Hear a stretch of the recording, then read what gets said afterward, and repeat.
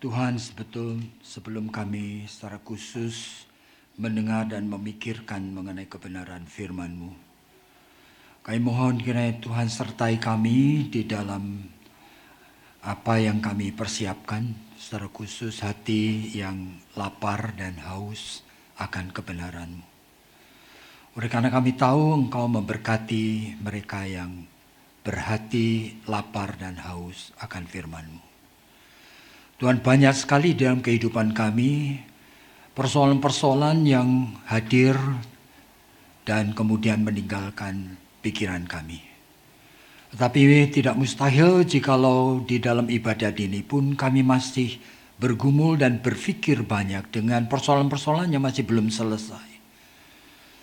Tuhan, kami gelisah dan mungkin untuk individu-individu tersebut kami merasa bahwa kami membutuhkan sesuatu yang berbeda. Kadang-kadang kedatangan kami di gereja pun hanya sebagai pemenuhan daripada perasaan ingin sekali mengatasi rasa bersalah kami. Oleh karena kami adalah anak-anak Tuhan. Tuhan tahu keadaan kami masing-masing.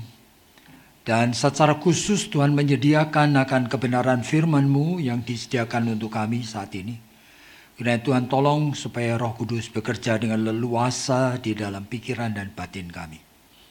Sehingga maksud dan rencana Tuhan betul-betul tercapai. Kami akan pulang bukan dengan hati yang kosong dan pikiran yang tidak menentu, tetapi dengan satu pegangan yang lebih jelas. Bagaimana kami boleh berjalan sebagai anak-anak-Mu di tengah dunia yang tidak selalu terang, tidak selalu menyambut kami, bahkan cenderung berlawanan di dalam kehidupan prinsip dengan apa yang kami pegang. Dengarkan seluruh sembahyang kami Tuhan, oleh karena hanya di dalam nama Tuhan Yesus Kristus kami sudah berdoa. Amin. Jadi saudara, saya tidak tahu kenapa temanya dipilih seperti ini. Yaitu kita akan memikirkan tema dalam bahasa Inggris adalah self-actualization atau self-surrender. Saudara, ini adalah tema yang sangat menarik oleh karena memaksa saya untuk berpikir dengan lebih keras. Sehingga sepanjang minggu ini saya banyak sekali berpikir mengenai tema ini ya, untuk mempersiapkannya. Saudara, kata self-actualization itu sendiri sebetulnya ya mungkin yang memulai itu seorang Jerman, seorang neurolog, seorang psikiater juga. Ya, dia itu bernama Kurt Goldstein. Dia itu menyebutkan mengenai self-actualization dan pengertiannya kemudian dipakai terus-menerus. Yaitu self-actualization adalah puncak dari proses kehidupan dari manusia. Jadi saudara hadir di dalam hidup ini itu semuanya di dalam suatu proses. Nah, saudara seharusnya prosesnya itu didukung oleh yang secara psikologi disebutkan dengan life instinct.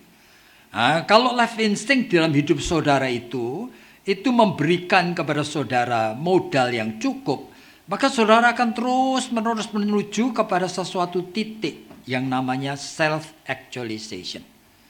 Yaitu kondisi di mana seorang itu punya awareness, ingin sekali memakai full potential yang ada pada dirinya. Jadi potensi yang ada di dalam jiwanya itu akan dipakai. Itulah. Jadi di belakang kata dipakai itu Kurt Goldstein itu menyebut kata motif. Gitu. Jadi perlu sekali kita mengenali apakah kita memang mempunyai itu. Ya, saudara. Jadi untuk hal seperti ini saya ingin membaca satu bagian dari Alkitab Perjanjian Lama yang menjadi contoh bahwa orang beriman yang disebut paling bijaksana, Yaitu orang yang secara khusus mendapatkan karunia wisdom dari Tuhan. Ternyata fail. Nah, orang itu adalah Salomo. Dan saya ingin membaca dari Pengkhotbah pasalnya yang pertama. Jadi Pengkhotbah pasal pertama ayatnya yang ketiga mengatakan, apa gunanya bagi manusia segala jerih payah yang dilakukan di bawah matahari? Ayat 12, aku pengkhotbah Raja Israel di Yerusalem. Aku membulatkan hatiku untuk memeriksa, menyelidiki dengan hikmat segala yang terjadi di bawah langit. Nah, itulah kesibukan yang menyusahkan yang diberikan Allah kepada anak-anak manusia untuk menyibukkan diri.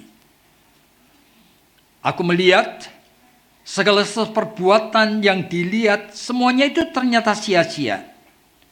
Usaha menjaring angin. Lihatlah, aku telah mencoba memperbesar dan menambah hikmat lebih daripada setiap orang yang memerintah atas Yerusalem sebelum aku. Aku telah memperoleh banyak hikmat. Pasti dia sudah belajar dari semua filsuf yang terkenal saat itu. Aku telah membulatkan hatiku untuk memahami hikmat dan pengetahuan, bahkan kekonyolan dan kebodohan. Tapi aku menyadari bahwa ini pun usaha seperti menyaring angin. Di dalam pasal yang kedua, aku hendak mencobai semuanya menyenangkan hatiku kegirangan. Nikmatilah kesenangan. Tetapi lihat, itu pun suatu kesia-siaan. Itu hal yang bodoh. Aku bahkan melakukan pekerjaan besar mendirikan bagiku rumah-rumah bangunan yang luar biasa. Seperti saudara tahu 950 Salomo membangun Bait Allah. Ayat yang ke-8. Aku juga mengumpulkan bagiku harta benda yang tidak ada batasnya. Saudara tahu di dalam 2 Raja-Raja, 1 Raja-Raja disebutkan Salomo membangun istana untuk gundiknya dari Mesir itu dilapisin dengan emas. Dan batu permata ditaburkan di halamannya. Nah, tidak ada manusia seperti itu ya. Harta benda raja-raja daerah-daerah. Aku mengambil bagiku penyanyi-penyanyi. Pria, wanita. Bahkan banyak selir. Tidak ada manusia yang punya 300 istri dan 700 gundik. 1000 orang. Sama seperti Salomo. Untuk kenikmatan yang dicari oleh setiap anak manusia. Aku tidak merintangi mataku dari apapun yang dikehendakinya. Aku tidak menahan hatiku dari sukacita apapun. Tetapi semuanya itu kesia-siaan. Usaha menyaring angin. Saudara, pada saat kita berpikir mengenai self-actualization, tentu kita juga ingin tahu apakah setiap orang yang percaya kepada Tuhan itu mengerti bagaimana memiliki self-actualization itu. Saya percaya Salomo itu dengan hikmat yang dari Tuhan, dia mengerti sekali itu. Tetapi dia tidak memahami sebetulnya di dalam jiwa dan manusia ini ada 3 layer daripada jiwa yang seharusnya dia pahami. Jadi layer yang teratas itu adalah layer yang kita itu selalu pakai untuk berpikir, untuk merasa, untuk bertingkah laku. Ya, di belakang layer berpikir, merasa dan bertingkah laku itu ada suatu yang disebut sebagai life structure yang terdiri dari kumpulan daripada berbagai pengalaman dan unsur herediter yang sudah menyebabkan seorang itu nantinya mempunyai bekal seperti apa. Jadi kalau sampai pengalaman dalam hidupnya misalnya dari keluarga yang berantakan, yang dengan sendirinya dia bekalnya tidak sebaik dari keluarga yang lebih harmonis dan lebih happy. Oleh karena apa? Oleh karena life structure itu akhirnya membentuk pola-pola dalam kerja jiwa yang menjadi mesin yang menggerakkan bagaimana orang berpikir, merasa, dan bertingkah laku. Tetapi itu adalah layer yang di atas. Di belakang itu ada layer yang lain lagi dan yang lain lagi. Nah, kenapa ini perlu berbicara seperti ini? Pada saat Salomo itu ingin untuk mendapatkan sebetulnya apa yang menjadi kehausan hatinya, ya dia berpikir bahwa dia itu mencoba untuk memenuhi apa saja yang masih menjadi opportunity-nya. Ya, kalau dia itu mempunyai kesempatan untuk menjadi penguasa di dunia, yang dia memang sudah berkuasa di dunia.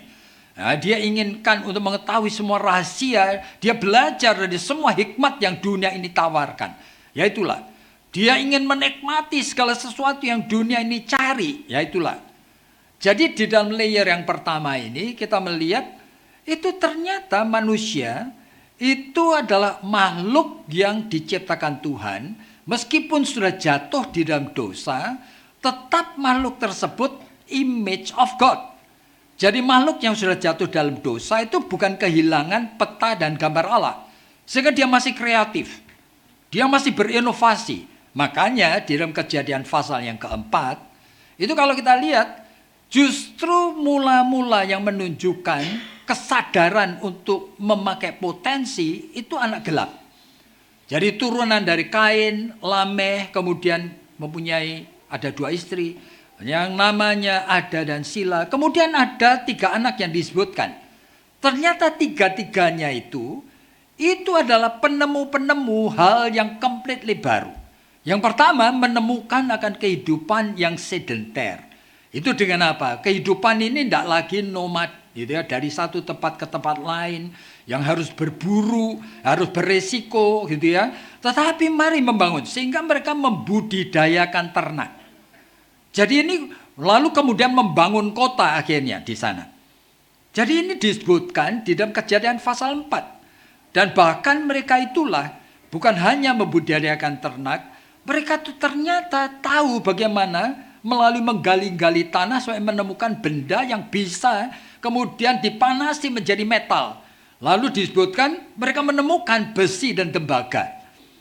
Jadi bisa dibayangkan dalam Kejadian pasal 4 sudah ada penemu-penemu seperti ini. Sehingga mereka itu tahu bagaimana bercocok tanam dengan peralatan yang lebih baik. Bahkan disebutkan lagi, ya kan, bahwa mereka ini itu menemukan alat-alat musik. Berarti bagaimana membuat sarana yang bisa menggembirakan, menghibur hati.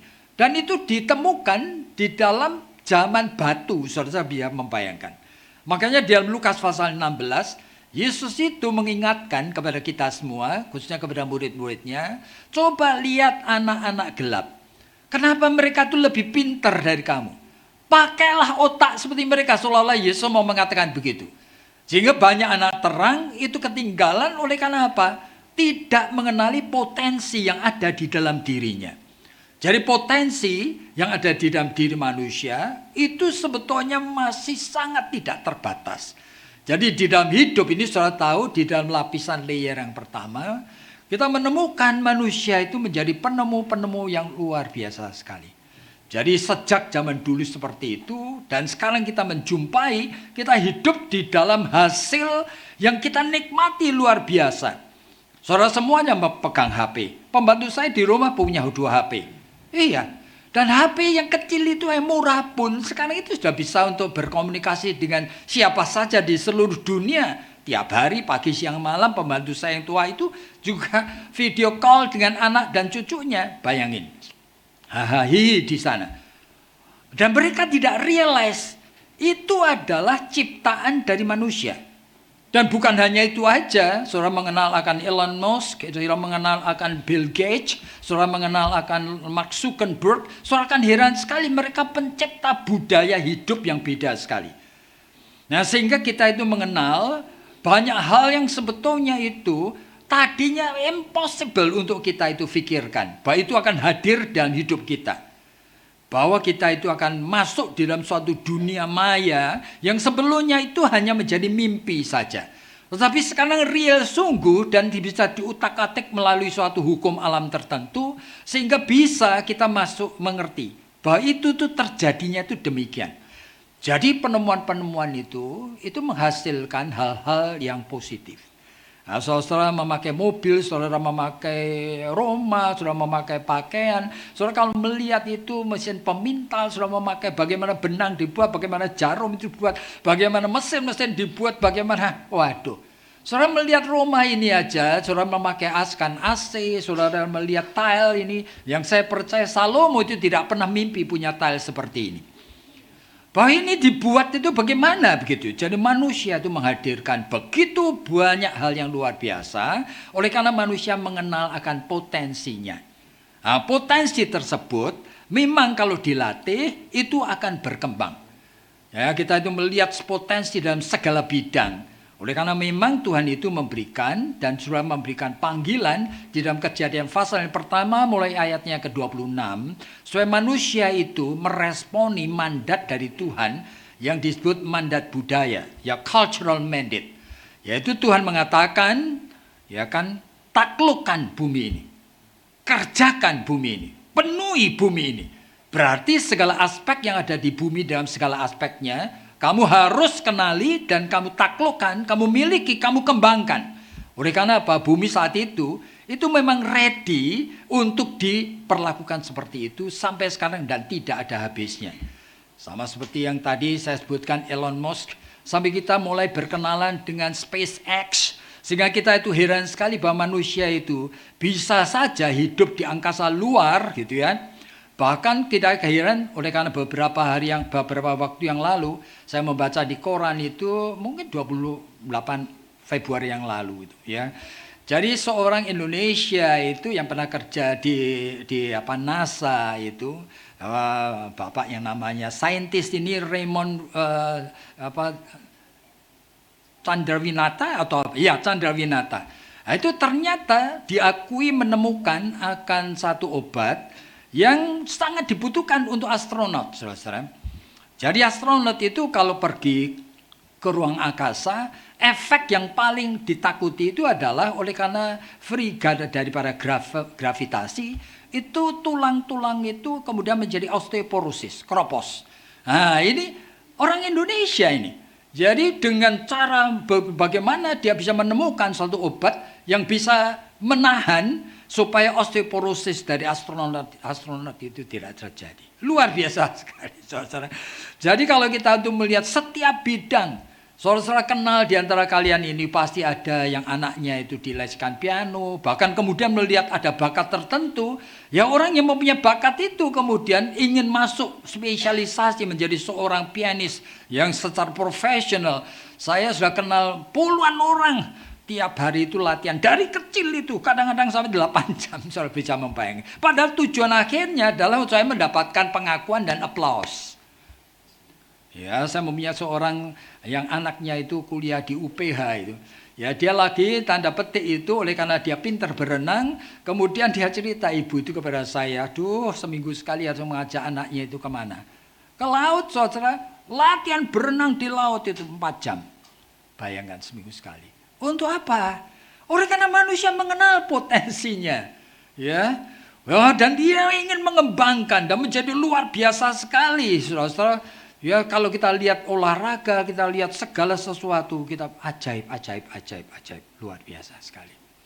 Ya, ini sebetulnya layer di atas yang pertama, yang selalu manusia hidupi, manusia cari dan manusia kagumi, manusia inginkan. Manusia tidak inginkan layer kedua dan ketiga. Padahal kalau Kurt Goldstein itu mengatakan self-actualization itu menyadari akan full potential.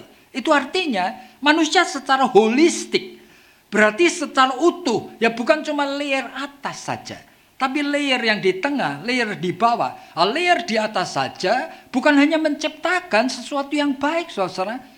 Oleh karena berbahaya sekali.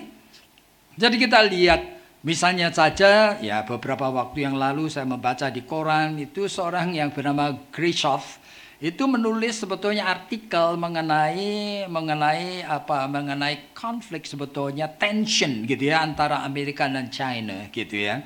Dan kemudian setelah Donald Trump itu menjadi presiden, tensi itu menjadi naikkan.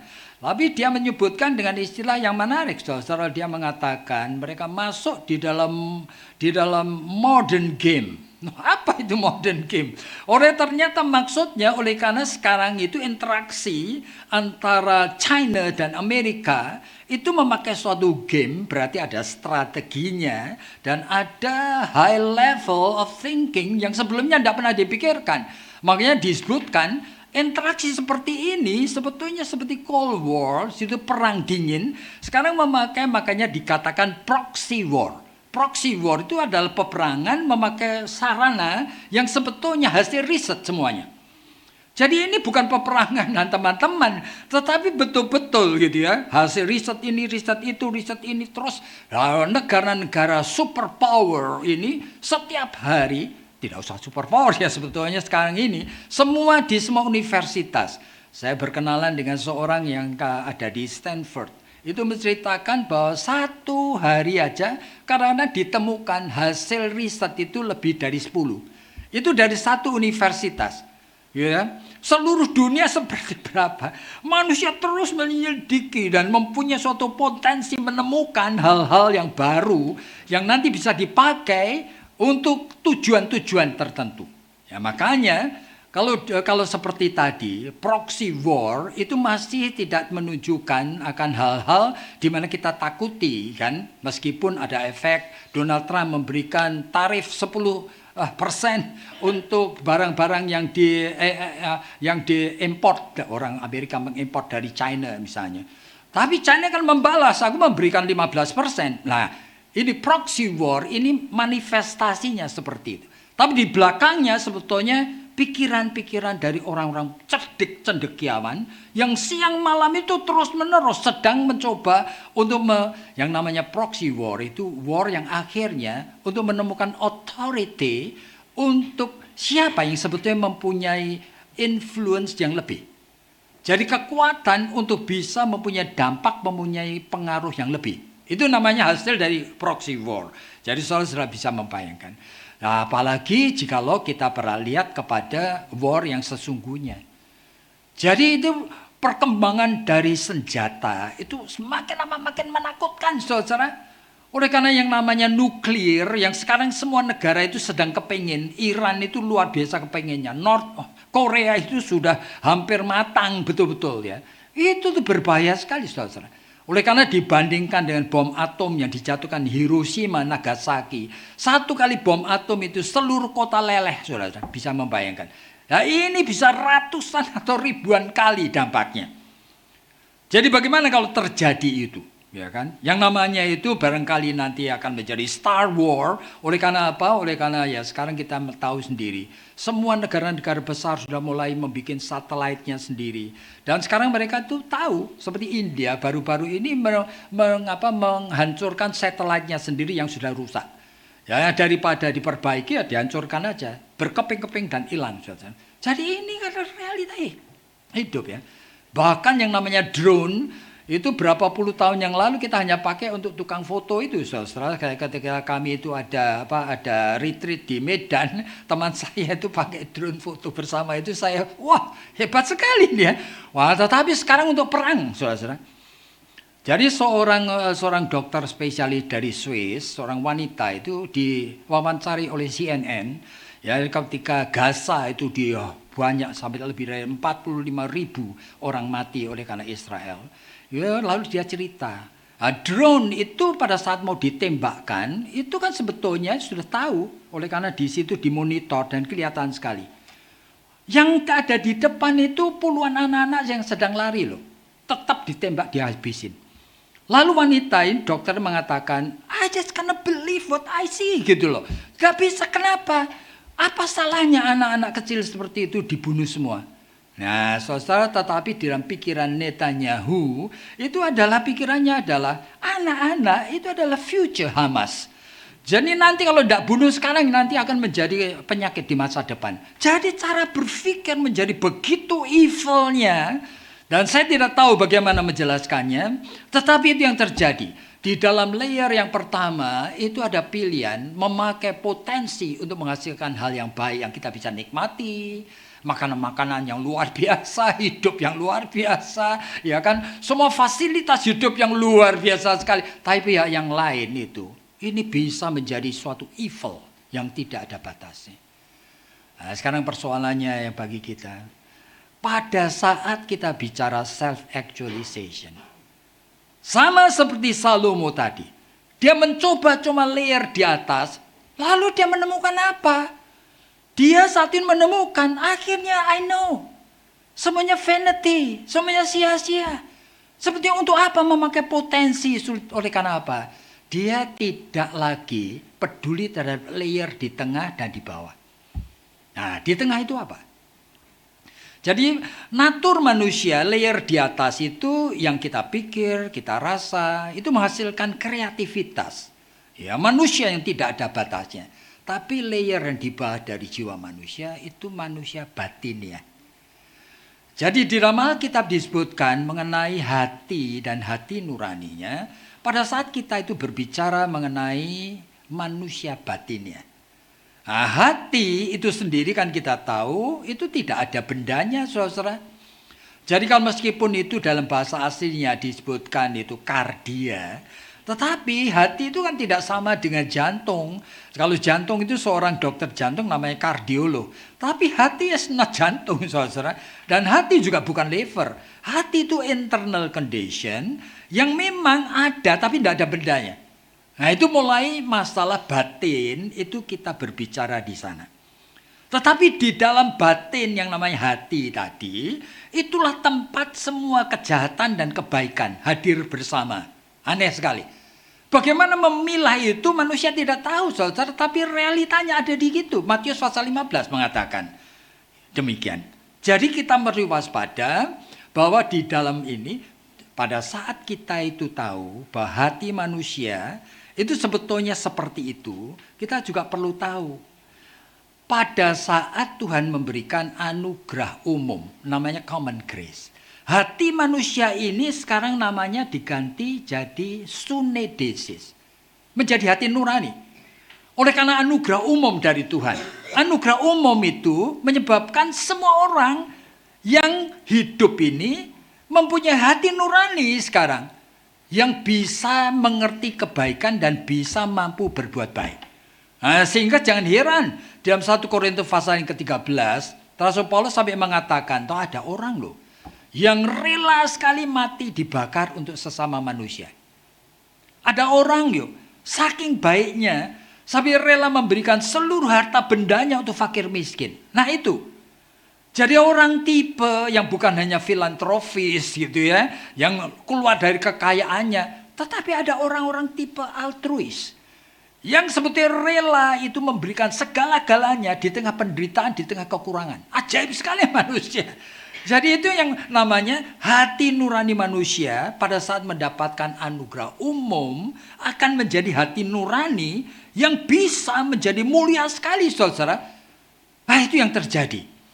Jadi hati nurani yang mulia ini pun, ini kita perlu waspadai.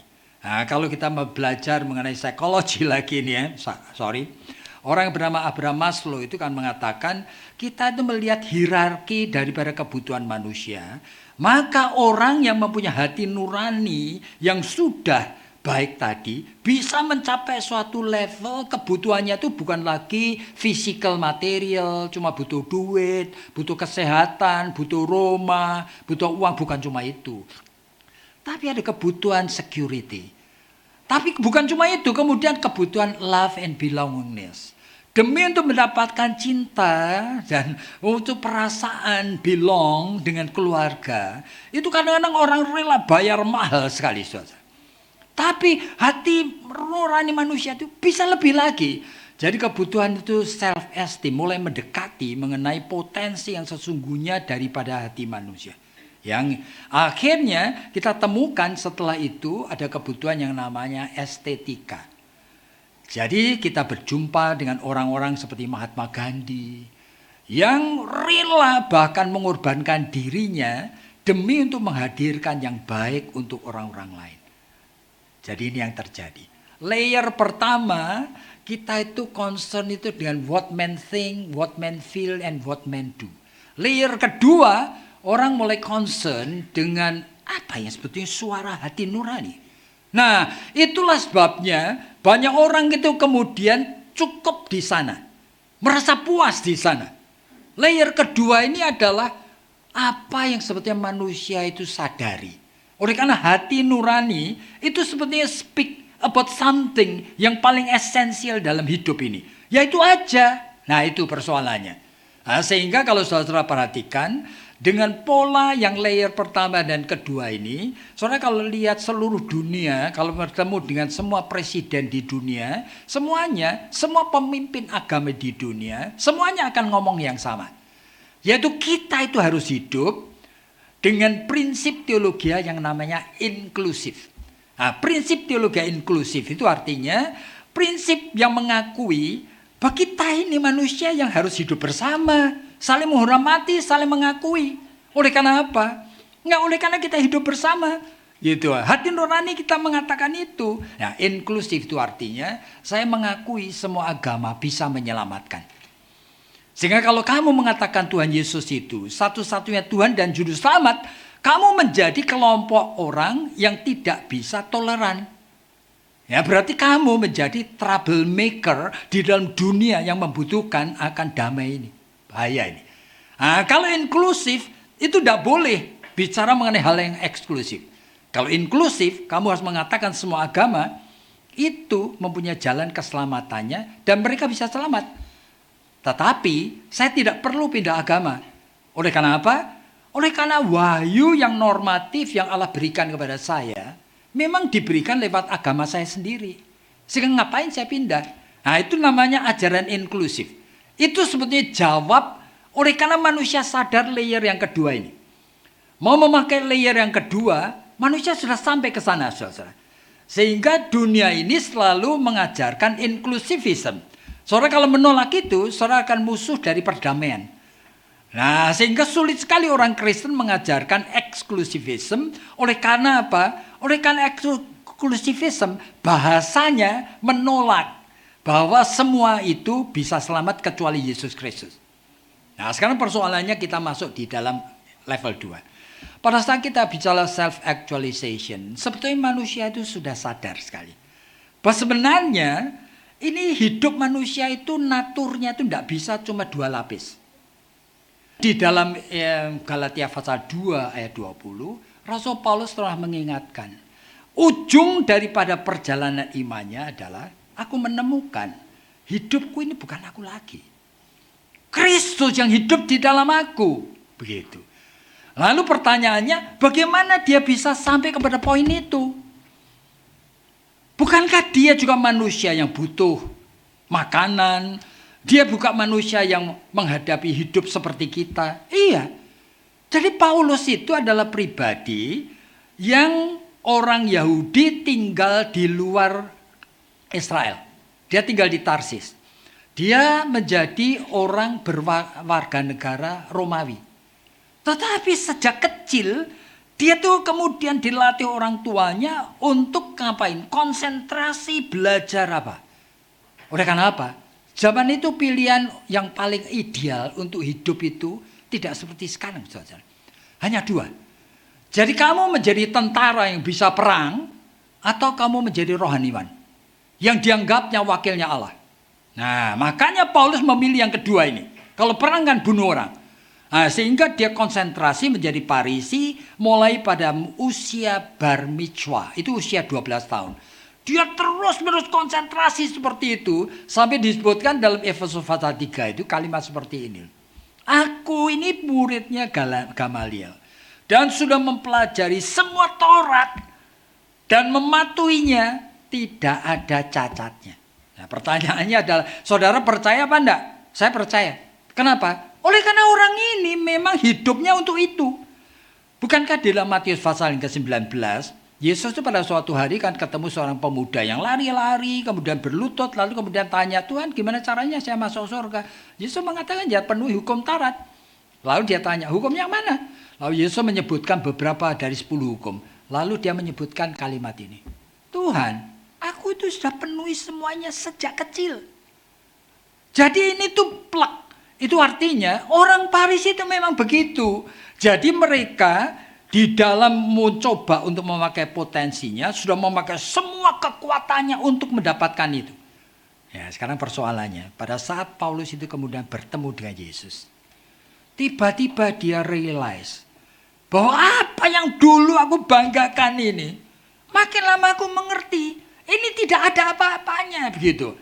Bahkan aku menyebutkan ini sampah. Nah, kenapa bisa begitu? Oleh karena meeting dengan Tuhan, itu di dalam layer yang ketiga ini, Paulus itu menemukan diri yang sesungguhnya, yang terhilang, yang memang tidak punya apa-apa, yang penuh dengan dosa, ya kan? Sehingga di dalam Roma pasal 7 itu sampai dia mengatakan, Tuhan, aku di dalam diriku ini ada 2 macam hukum ini. Akal budiku aku ngerti sekali bagaimana aku bisa mengasihi engkau. Tapi ada hukum darah daging yang terus menyeret aku ke dalam perhambaan dosa. Dan aku itu manusia celaka. Siapa yang bisa membebaskan aku dari tubuh maut? Nah, bayangin. Jadi dia hopeless. Oleh karena apa? Oleh karena dia begitu ketemu dengan Yesus, dia kan ingin sekali hidup sesuai dengan yang baru yang Tuhan sudah singkapkan. Tetapi realitanya tubuh darah daging ini masih penuh dengan dosa. Di dalam 1 Korintus pasal 15 dia mengatakan, aduh, dibandingkan semua rasul aku itu paling berdosa. Nanti berapa tahun lagi dalam Efesus pasal 3 dia mengatakan, dibandingkan semua orang Kristen aku ini paling berdosa. Nanti sebelum dia dieksekusi mati, di dalam 1 Timotius pasal yang pertama, dia mengatakan dibandingkan semua umat manusia aku paling berdosa. Masa dia exaggerating? No. Dia hopeless. Oleh karena apa? Saya percaya dosa itu ada 3 macam. Dosa yang namanya original, dosa yang namanya actual sin, dan dosa yang saya sebut inevitable. Apa itu? Jadi dosa yang namanya original itu adalah saudara dan saya anak turunan Adam dan Hawa. Sehingga kita ini semuanya adalah non posse non peccare. Itu artinya mau tidak mau pasti berbuat dosa. Tetapi dosa yang actual itu adalah dosa dalam kesadaran aku milih berbuat dosa. Dan kita terus menuju jatuh bangun di situ gitu loh. Tapi Paulus 2 ini sudah diatasi loh. Oleh karena apa? Dia latihan luar biasa. Sehingga dari 10 hukum itu kan Farisi sudah menjadikan 613 hukum. Dan semuanya dia patuhi. Oleh karena apa? Dia takut sekali kalau hari Sabat itu jalan itu sampai berbuat dosa. Makan, minum, sampai berbuat dosa. Semuanya ada aturannya. Dan dia betul-betul mengatakan, aku tidak ada cacatnya. Berarti betul-betul. Tapi ada something yang membuat aku tahu bahwa sebetulnya ini saya belum bisa menyelesaikan. Yaitu dosa yang aku tidak bisa hadapi. Yaitu apa? Inevitable sin. Dosa apa ini? Saudara saya tidak tahu. Tetapi kalau saudara-saudara belajar psikologi, saudara akan tahu apa yang namanya tanda petik itu kehadiran yang Sigmund Freud itu sebut dengan istilah death instinct. Death instinct itu something, saudara. Itu sebetulnya lahir daripada pengalaman masa kecil yang kita itu tidak pernah bisa ulangi lagi. Misalnya anak umur 0 sampai 2 tahun, ya baru kecil sekali ya, mungkin usia 3 bulan. Tapi lahir dibesarkan dalam lingkungan yang tidak mencintai dia. Ya dia nangis, mungkin ngompol. Ternyata mamanya itu bangun jam 1:30 pagi itu marah-marah. Oleh karena apa? Besok dia mesti kerja ini. Sehingga dia ngambil anaknya dengan kasar. Dia itu kemudian ngambil air susunya juga kasar. Ganti popoknya kasar. Suaranya juga tidak enak. Saudara, meskipun tanda petik, ini kan tidak sengaja mungkin. Tapi kalau terulang-ulang, saudara di dalam jiwa anak itu sudah terbentuk sesuatu pola respon. Nah, respon itu kemudian hari pada masa dia itu mulai ngerti, dia akan punya pikiran aneh. Pikirannya apa? Aku tidak suka manusia. Apa itu maksudnya? Karena manusia pertama yang hadir dalam hidupku, itu mamaku. Setiap kali hadir aku takut. Setiap kali hadir itu aku tuh nangis-nangis pengen. Nah, tidak mengerti apa itu. Nah, itu sudah terbentuk. Nah, saya tidak tahu kalau belajar psikologi, pengembangan dead instinct itu seperti ini, saudara. Nah, sehingga kita itu mungkin tahu menghadapi pengalaman Paulus dengan beberapa orang. Saya mulai ngerti ini. Yang pertama di dalam Kisah Rasul-Rasul mulai pasal 13, 14, 15. Saudara Paulus dan Barnabas kan diutus untuk mengabarkan Injil. Ternyata Barnabas itu mengajak keponakannya yang namanya Yohanes Markus. Ternyata di tengah jalan keponakannya itu pulang. Reasonnya apa sih kita tidak tahu. Mungkin kangen sama orang tuanya, mungkin apa, capek, mungkin sakit-sakitan. Tapi pulang itu Paulus tidak bisa memaafkan. Nah, itu nampak di dalam Kisah Rasul-Rasul pasal 15. Ketika diutus lagi untuk mengabarkan Injil, ternyata paman Barnabas ini ingin mengajak lagi ya kan Yohanes Markus. Paulus marah sekali sehingga terjadi pertengkaran disebutkan apa? Pertengkaran yang sengit sekali. Aneh sekali kan. Jadi seorang Paulus yang tahu firman Tuhan, yang hidup dekat sekali dengan Tuhan, masih menghadapi realita munculnya dorongan gitu ya, kemarahan yang tidak reasonable gitu ya. Jadi kebencian yang dia, perasaan emosi yang seperti itu. Ya, saya percaya sekali. Paulus menghadapi yang seperti ini, dia aware. Ada sesuatu yang wrong ini. Dan Paulus itu di dalam Galatia pasal 2, saudara, itu berhadapan dengan Petrus, saudara. Petrus itu sebetulnya sokok guru. Tapi pada suatu hari Petrus itu makan bersama dengan orang-orang yang tidak bersunat. Itu orang-orang non-Israel. Nah, ketika lagi makan, Paulus dengan rombongannya itu masuk ke ruangan itu. Tiba-tiba Galatia 2 itu mengatakan, Petrus itu kaget lari. Malu dia. Kenapa? Di dalam hukum Taurat disebutkan, itu hukum Taurat ya, tidak boleh makan sehidangan dengan orang Gentile. Yaitu orang tidak bersunat. Langsung disebutkan dalam Galatia 2. Paulus marah sekali. Barangkali caranya marah sambil berteriak, kamu Simon Petrus itu ya, kamu itu tidak menjalankan ajaran dari Yesus Kristus atau apa. Saya tidak tahu yang diucapkan. Tapi beberapa indikasi seperti ini, indikator seperti ini, membuat kita tuh aware. Jadi Paulus tuh menghadapi akan hal yang dia tidak mampu. Dan dia sesali. Oleh karena apa? Tidak sesuai dengan apa yang dia sendiri ajarkan. Nah, di dalam kondisi yang seperti itu, apa yang Paulus lakukan? Saudara, pada saat kita belajar mengenai soal layer yang pertama, ada layer yang kedua, dan ini yang ketiga, ini paling menentukan, yaitu masalah spiritual. Apa yang Paulus itu lakukan untuk bisa mengatasi akan ganjalan sehingga potensi untuk self-actualize yang sesungguhnya bisa tercapai? Saudara, di dalam Roma pasal 8 ayat 3, dia mengatakan kalimat seperti ini. Segala sesuatu yang aku ingin lakukan, tetapi tidak pernah berhasil aku lakukan, sudah dilakukan Allah dalam Kristus untuk aku. Jadi ini suatu yang dia temukan, tetapi bagaimana membuktikannya? Bahwa Kristus yang sekarang ini kita sedang rayakan, di dalam masa 40 hari Lent, yang datang itu memang untuk menggantikan kita. Yang namanya substitutionary death, mati untuk kita. Bagaimana kita bisa mengalami penderitaan dan pengampunannya? Betul-betul berlaku dalam hidup kita. Oleh karena Kristus itu adalah inkarnasi firman Allah, yaitu Allah sendiri.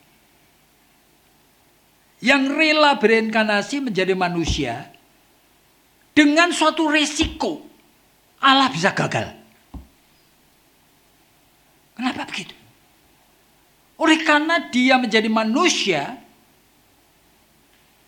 yang memiliki darah daging seperti kita, yang Ibrani pasal 4 itu disebutkan, dia akan menghadapi semua pencobaan yang semua kita alami. Tetapi dia tidak berdosa. Lalu apa itu artinya? Berarti Kristus itu hadir sebagai manusia dengan kondisi pose non pecari. Artinya apa? bisa tidak berdosa. Berarti bisa berdosa. Jadi kondisi Yesus di bumi ini sejak lahir, setiap detik dia harus betul-betul membuktikan kesetiaannya kepada Bapa sampai mati di atas kayu salib. Berisiko enggak Allah ini? Allah berisiko gagal, saudara. Jadi saudara kalau yang memahami ini, saudara, sulit sekali bagi kita sebagai orang Kristen kalau masih tidak punya pengucapan syukur. Oleh karena risiko yang Tuhan lakukan untuk menyelamatkan kita seperti itu.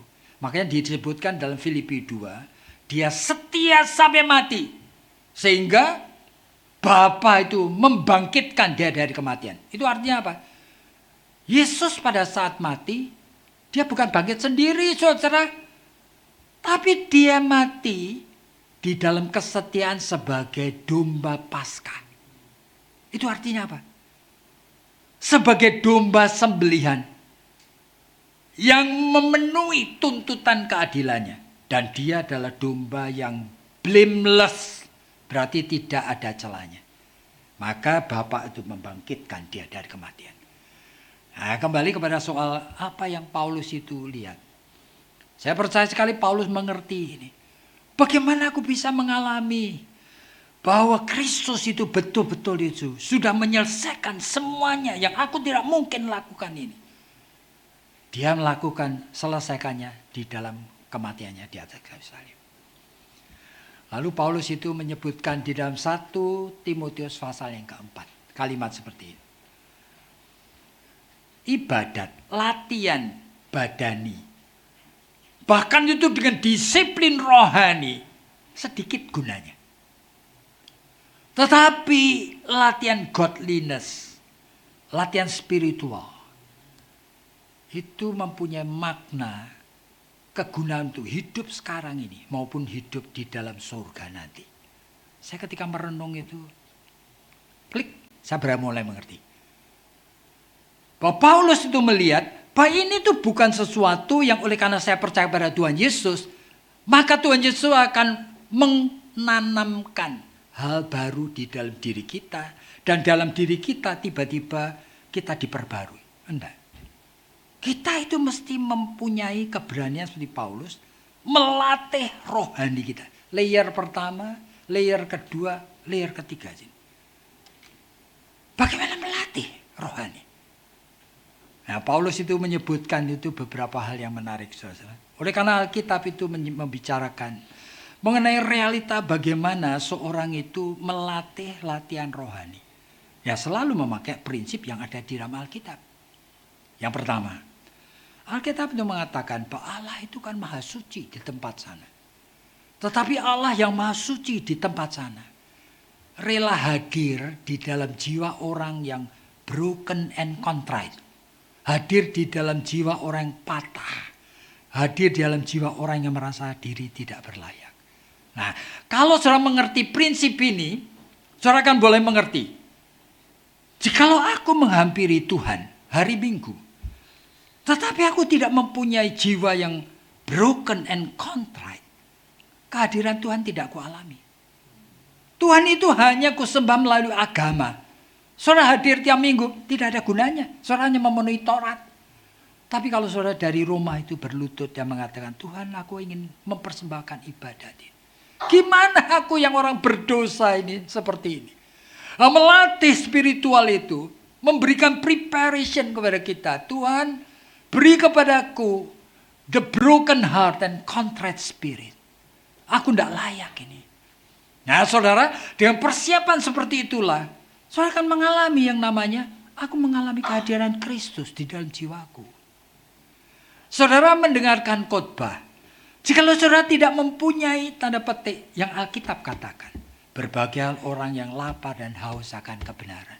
Saudara baca 100 kali, 1000 kali, tidak ada gunanya. Tetapi jika saudara minta, Tuhan, kenapa dalam jiwaku aku tidak punya kelaparan dan kehausan? Beri kepada saya kelaparan dan kehausan. Dia akan memberi.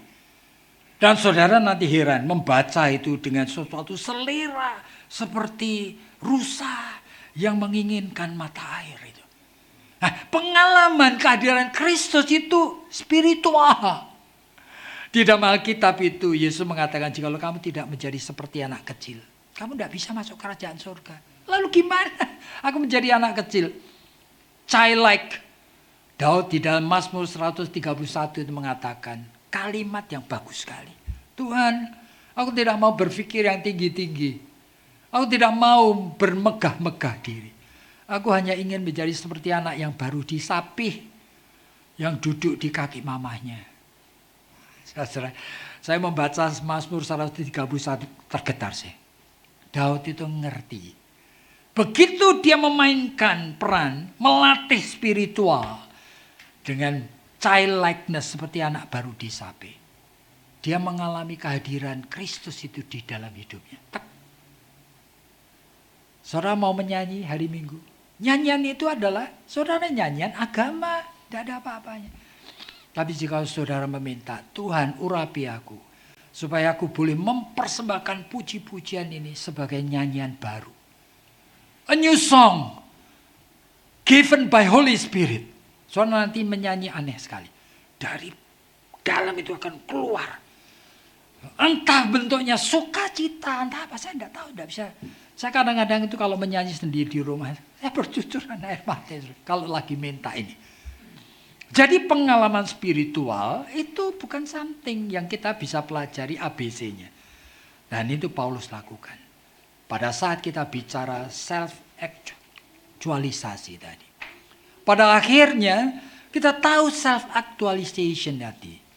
Itu sama aja dengan self-surrender. Oleh karena apa? Kita surrender kepada siapa? Yang menentukan aktualisasi yang berhasil. Hanya jikalau kita surrender kepada Dia yang memperdamaikan seluruh ciptaan dengan dirinya. Kolose pasal yang pertama, Yesus mati di atas kayu salib dan bangkit. Memperdamaikan semua ciptaan dengan dirinya. Berarti setiap aspek hidup, setiap bakat, setiap kreativitas yang kita upayakan, semuanya itu bagian daripada rencana kekal Tuhan untuk menyatu dengan dirinya. Sang pencipta, sang khalik ini. Jadi hari ini kita belajar apa saudara? Ini topik yang sulit ya. Oleh karena judulnya aja self-actualization atau self-surrender. Tapi prinsipnya adalah kita itu tahu yang namanya full potential. Itu bukan cuma pikiran kita, kreativitas, full potensi pada saat menjadi perenang, pemain piano atau apa. Tapi ini cuma satu layer. Harus bersama dengan layer kedua manusia batinnya kita. Tapi ini tidak cukup. Harus dengan layer ketiga manusia rohania. Dan di sanalah yang bisa menjadikan kita punya potensi yang sesungguhnya hanya Kristus yang memperbaruinya. Sama seperti Paulus. Oleh karena tanpa dia diperdamaikan dengan Tuhan lebih dahulu. Dia tidak bisa mengembangkan potensi apapun di hadapan Tuhan. Kiranya Tuhan dipermuliakan dan mari kita tunduk kepala dan berdoa. Tuhan kami tahu, kami semua hidup di dalam aturan main yang dunia ini buat. Jika pikiran kami hanya mencari uang, mencari ketenaran mungkin, mencari nama, membangun reputasi, dan itu juga oke. Tetapi kami waspada Tuhan. Ternyata yang menggerakkan kami hanya satu lapisan daripada keutuhan jiwa kami. Kami juga manusia batinnya. Yang seharusnya melatih akan kehidupan hati nurani kami. Apalagi hati nurani yang sudah disucikan darah Kristus. Tetapi dengan itu pun kami tahu. Kami belum bisa beraktualisasi yang sesungguhnya. Yang seutuhnya. Kami percaya Tuhan. Keutuhan itu menyangkut yang esensial, yaitu roh kami. Tolong Tuhan, supaya di dalam satu keutuhan seperti ini, kami mulai belajar bagaimana kami menemukan dan mengembangkan seluruh potensi hidup kami. Oleh karena kami tahu, itu hanya terjadi pada saat kami menyerahkan diri dalam pimpinanmu. Self-surrender. Berkati jemaat ini. Oleh karena hanya di dalam nama Tuhan Yesus Kristus, kami sudah berdoa. Amin.